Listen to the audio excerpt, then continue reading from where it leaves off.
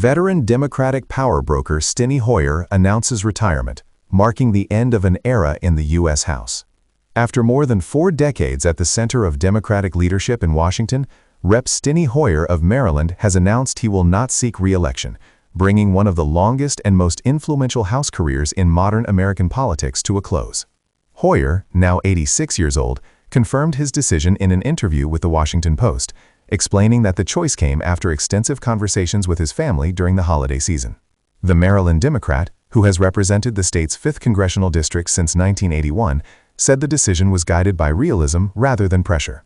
"I did not want to be one of those members who clearly outstayed his or her ability to do the job," Hoyer told the Post. The announcement instantly reshapes Maryland politics, sets off a high-stakes Democratic primary in a safely blue district, and adds momentum to a broader generational transition unfolding inside the Democratic Party. Steny Hoyer's tenure in Congress began during the Reagan administration, when cable television was still in its infancy and Cold War tensions dominated Washington. Over the decades, Hoyer witnessed and helped shape nearly every major political realignment of the modern era. First elected in 1981, Hoyer built a reputation as a steady institutionalist and pragmatic lawmaker, someone who understood both the mechanics of legislating and the importance of coalition building.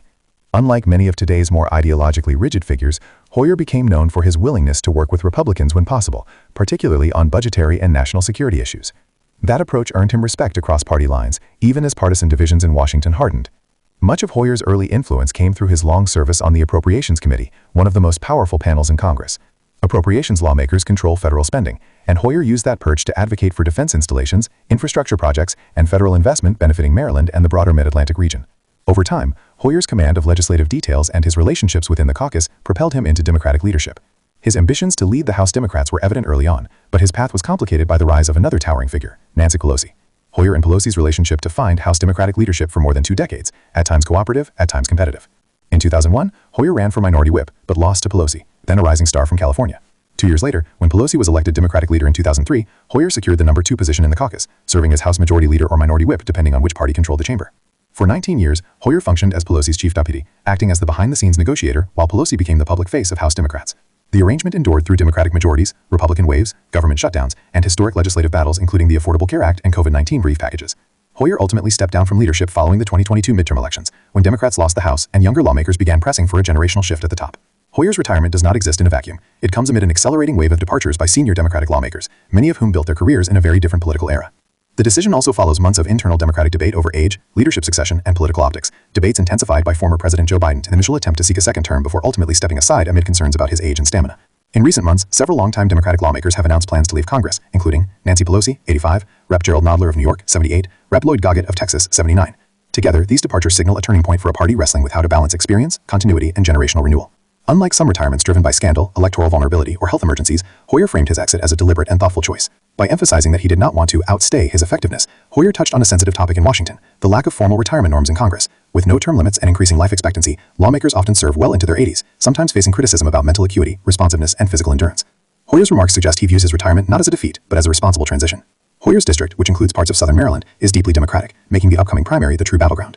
Political observers expect a crowded Democratic field, potentially including state legislators, county executives, progressive activists, establishment-backed moderates, candidates aligned with younger, left-leaning voters. Hoyer told the Washington Post he does not plan to make an early endorsement, a decision that could significantly influence the race's outcome.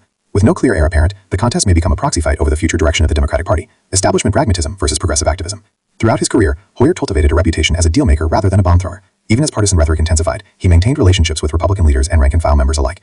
Supporters argue that Hoyer's approach exemplified a fading tradition of legislating, one rooted in compromise, institutional respect, and long-term governance, rather than viral moments. Critics, particularly on the progressive left, sometimes viewed him as too cautious or too aligned with party leadership and corporate interests. Still, few dispute his effectiveness inside the House. Hoyer's departure raises immediate questions. Who will fill the leadership vacuum left by his institutional knowledge? Can Democrats successfully transition power to younger members without fracturing the caucus? Will voters reward generational change or punish it? As House Democrats attempt to rebuild after recent electoral losses, Hoyer's retirement underscores a party at a crossroads. Measured by longevity alone, Steny Hoyer's career is historic, but his true legacy may lie in his role as a stabilizing force during periods of intense political upheaval. He served under 7 U.S. presidents, multiple House speakers. In an era defined by polarization, Hoyer remained a believer in the House as a functioning legislative body, not merely a platform for ideological warfare.